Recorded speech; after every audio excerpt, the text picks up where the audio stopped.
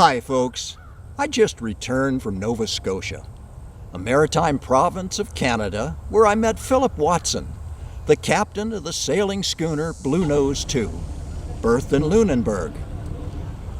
Philip invited me to join him for a harbor cruise aboard this historic sailing ship. So come along and enjoy this once-in-a-lifetime adventure.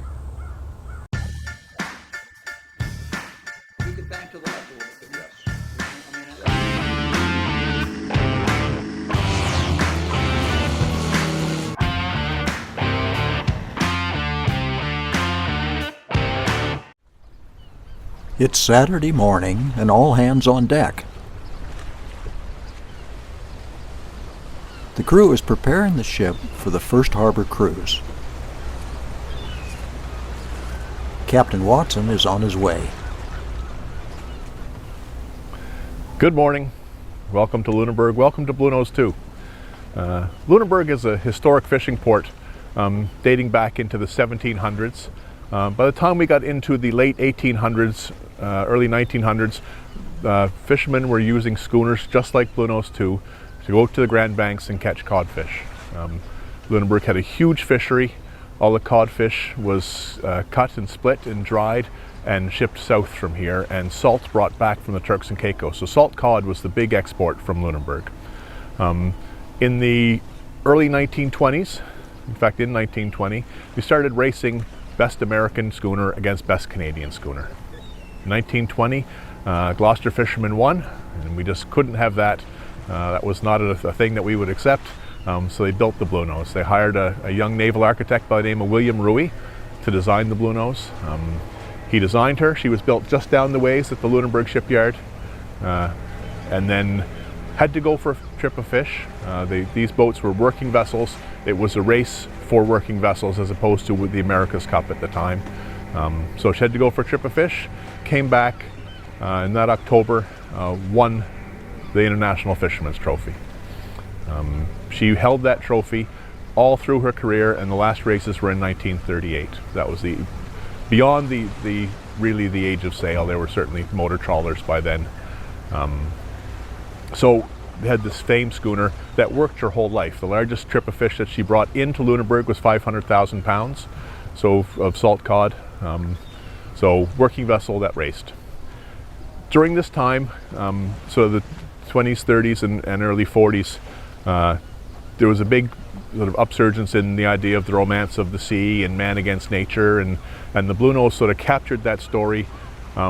Huge number of Nova Scotians living in New England, so it was almost brother against brother, man against nature, man against the sea. So that idea of that story really captured imagination of people, and the races were huge. That was a huge story internationally. You can certainly go back to Pathé News and see stories of the original Bluenose racing, and you go to most maritime museums and there'll be some mention of the Bluenose. So here in Canada, she graces the Canadian dime. She's been on multiple stamps. She's on the Canadian Sports Hall of Fame with Captain Angus Walter. She's the only inanimate object in the Sports Hall of Fame at the time. So very famous in her day. She was sold out of Lunenburg in 1943, and she sank off Haiti in 1946.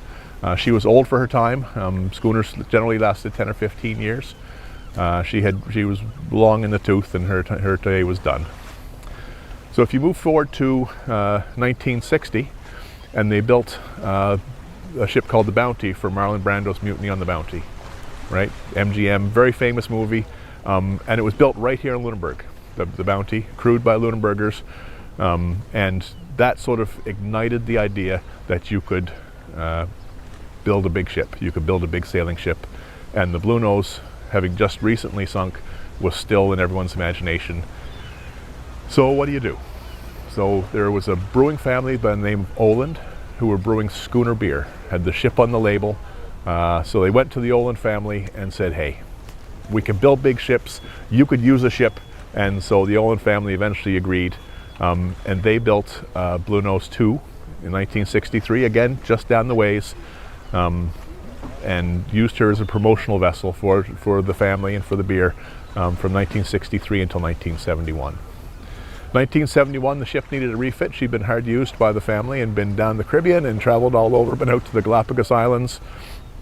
And you can imagine in the 60s and 70s, Bluenose was a massive private yacht and a massive undertaking to just do the logistics to travel around on something like that. So they sold her to the Provence for $1. And legendarily, it was paid in 10 dimes, each dime with the face of the Bluenose on it. So since 1971, the government of Nova Scotia has owned and operated the ship, and they have used her as a promotional vessel for the province. So traveling eastern seaboard and Great Lakes, we promote the story of Nova Scotia, we promote the story of the ship, and the time that she existed. In traveling around Nova Scotia, we also go to small fishing communities, and we take the history of fishing back to those communities. So I know that when we go into a small fishing community, they'll talk about, oh, when the schooners came here, or when we built schooners here, and it's a great way to ignite interest in history and for the next generation to learn about history and about the ship.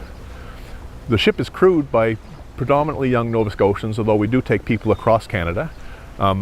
And they work long hours, 12 hours a day, 7 days a week. And they're learning work ethic. They're learning that they can do things they didn't think they could do. They're up at 3 o'clock in the morning handling sail in rough weather, and generally a life-changing experience for our young crew. So this is Bluenose II now. She is 161 feet long from the end of the stern to the end of the bowsprit. We require 16 feet of water to float in. It's 27 feet wide and weighs just under 300 tons. Our air draft is 125 feet, so that means that we have to take down our masts if we're going to go underneath the Brooklyn Bridge, if we're going to go up the St. Lawrence Seaway. Lots of bridges and lots of wires that we particularly have to pay attention to. So big sail area. Our mainsail is 4,100 square feet. So if you look at that in terms of carpet for a house, it's big, it's huge. The sail itself weighs 1,000 pounds. So even just to get it on and off the ship requires the whole crew all at once. Yeah. To make a sail like that, they now have to cut the individual panels and they lay them out in the community center. And even then, the gym floor is not big enough to lay the sail out in. And in living memory, certainly I have friends, they used to lay the sails for the big schooners out on lakes. They'd clean the ice, and then we could get a big flat surface, and they would go back in their car and warm up for a while and then come back out and nip the sail together so they could get it all laid out and get it ready to sail. So anyway, this is Bluenose II. Welcome to Lunenburg, and I hope you enjoy your time here. Okay, folks, we've got Will here, one of the 20 crew members, I believe, on this beautiful vessel, and he's going to tell you a little bit about what he does. Go ahead, Will. So I'm a deckhand on board Bluenose II. I've been here for 3 years, and the deckhand job basically entails, when we start our season in April, you show up and the ship has a cover over it. There's no sails or running rigging up. Almost all the spars have come out, and so we get there with that, and we go in 2 months from having no sails, no running rigging, none of the varnish or painting on board having been done yet, to what you see now. So we have the ship with all sails on board, all of the decks have been oiled, the varnish has been done, all blocks have been inspected and checked, and the ship's fully rigged. So that's the first 2 months, is a lot of maintenance, and that's something we continue throughout the season. It's a big part of what we do. We also do sail handling. We go up in the rig to handle our topsails. We do all of the public-facing stuff, so all of the talking to tourists and explaining the ship, telling your story. And then while we're at sea, transiting the ship from place to place, we stand watch 24 hours a day. So that involves steering, keeping lookout, and sail handling. Fantastic. Yeah. Well, Will, thank you very much. You're welcome. It's a pleasure. Take care.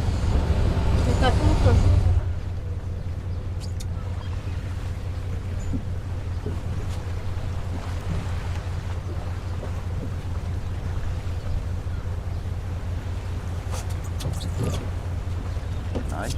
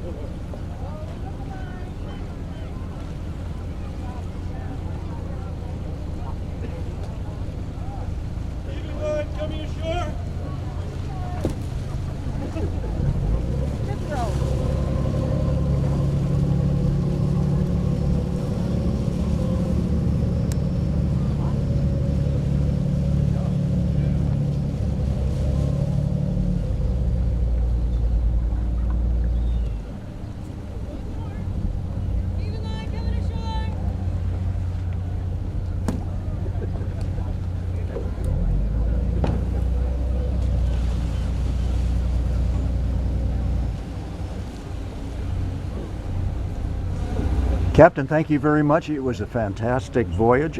Really appreciate your hospitality, and your crew is fantastic. Lovely. I'm sorry there wasn't more wind this morning, but that's sailing, I guess.